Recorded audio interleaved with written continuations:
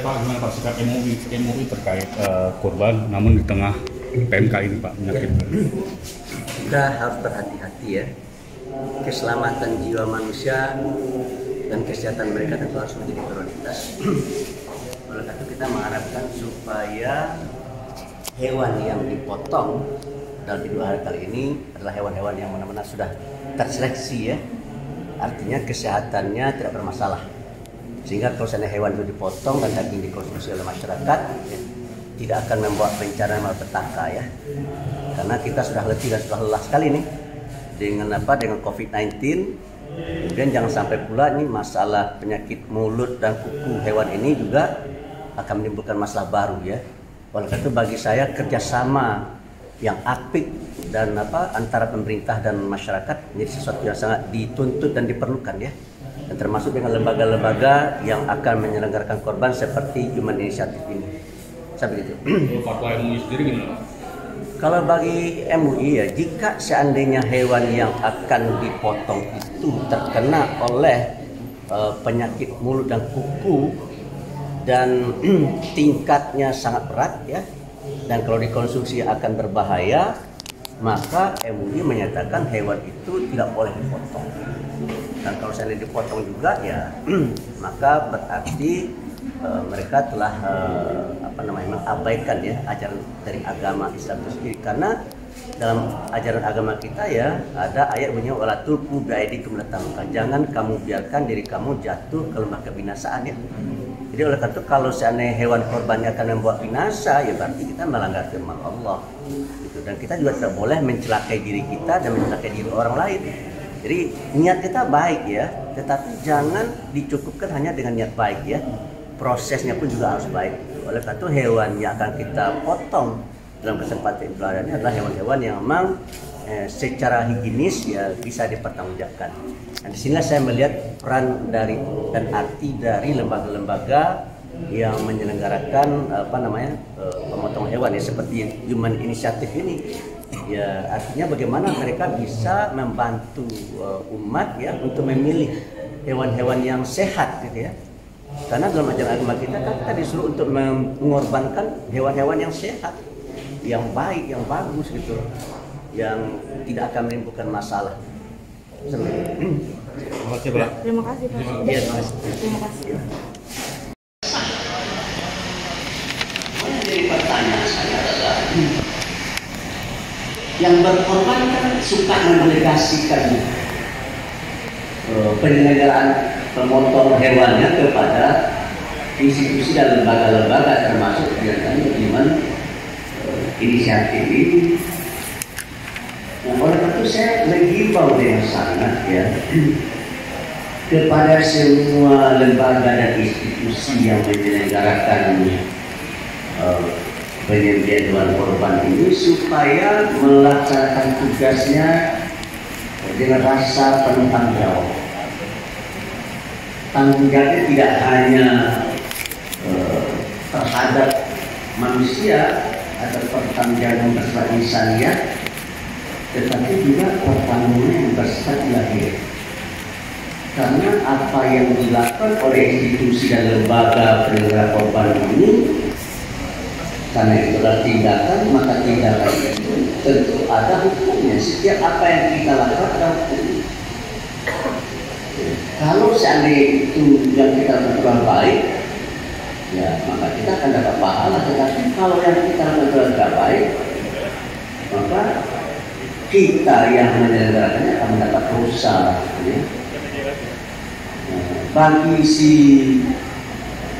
yang akan berkorban karena sudah didelegasikan, ya bagi dia sudah selesai. Jadi mereka tidak akan terkena dosa ya. Kecuali kalau seandainya misalkan saya akan berkorban dan saya sudah tahu bahwa lembaga yang akan menyelenggarakan korban saya itu adalah lembaga yang memiliki moral hazard gitu ya. Menurut saya juga saya tidak boleh menyerahkan hewan korban saya kepada lembaga yang sudah dikenal dan diketahui memiliki moral hazard. Oleh karena itu saya terus terang saja ya, saya tidak tahu Human Initiative ini awalnya. Saya baru tahu ketika turun dari mobil, ternyata unit inisiatif ini dulunya adalah PKPU ya. Nah, sepanjang pengetahuan saya PKPU adalah sebuah lembaga yang bergerak dalam kemanusiaan yang menurut saya ya sudah mendapatkan trust, dari masyarakat. So kalau saya tidak mendapatkan trust, maka menurut saya flow dana ke lembaga ini tidak akan ada. Tetapi saya tanya tadi sama Pak Tony, ya ternyata jumlah fund yang dihimpun cukup besar. Itu kan pertanda bahwa lembaga ini dan institusi ini telah bekerja dengan baik. Dan bagian terakhir saya hanya memberi pesan, sepanjang pengetahuan saya ya, kunci sukses orang-orang hebat di dunia itu adalah karena mereka mendapatkan trust. Kenapa mereka bisa mendapatkan trust?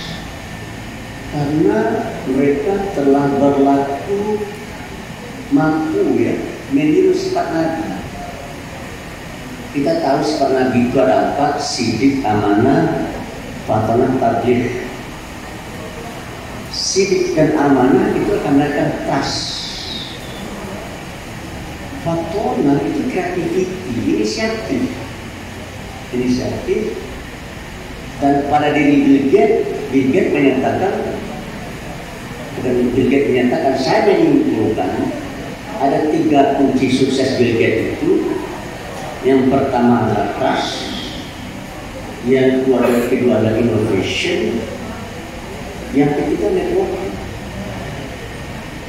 Setelah saya coba pahami, ternyata sifat trust itu diperdapat karena dia berlaku sidik dan amanah. Dia bisa melakukan innovation itu karena dia fatonah. Dan bisnisnya atau usahanya berhasil karena dia mampu membuat jaringan. Jaringan itu sepanjang pengetahuan saya itu baru bisa kita lakukan pada kontak. Dan dalam bahasa Arabnya atau dalam sifat Nabi tabligh, karena dia melakukan tabligh, menyampaikan mission, message ya. Nah, oleh itu saya menginginkan lembaga dan institusi yang saya diundang ini menjadi institusi yang hebat, kuat, terpercaya, amanah, dan orang-orang yang terlibat di dalam institusi ini hidupnya diberkahi oleh Allah ya. Sehingga selamat di dunia dan selamat di akhirat. Itulah mungkin barangkali yang bisa saya sampaikan dan kepada para pihak yang ikut dan terkoneksi dengan lembaga ini. Ya, mudah-mudahan ya semakin meningkat karena tadi saya dengar sekilas sekitar 283.000 orang yang sudah terkoneksi ya dengan yang terkait dengan kurban, yang sudah terkoneksi dengan institusi ini.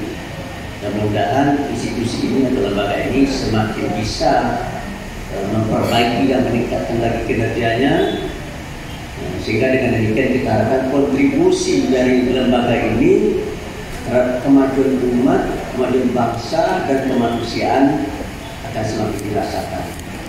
Saya menginginkan pada waktunya ya negeri kita tidak hanya bisa berbuat untuk dirinya, tapi negeri kita juga akan bisa berbuat banyak untuk bangsa dan negara lain. Dan saya rasa inisiatif ini sudah melakukan itu, sudah berupaya, dan mudah-mudahan usaha dan upaya yang dilakukan oleh teman-teman di sini dan adik-adik saya di sini ya dilakukan secara profesional, ya, tulus dan ikhlas, dimotivasi oleh dua sumber utama ajaran kita, yaitu Al-Quran dan Sunnah. Dan juga dalam kehidupan berbangsa dan bernegara tentu saja kita harus memperhatikan dan berpedoman kepada Pancasila dan hukum dasar yang ada di negeri ini.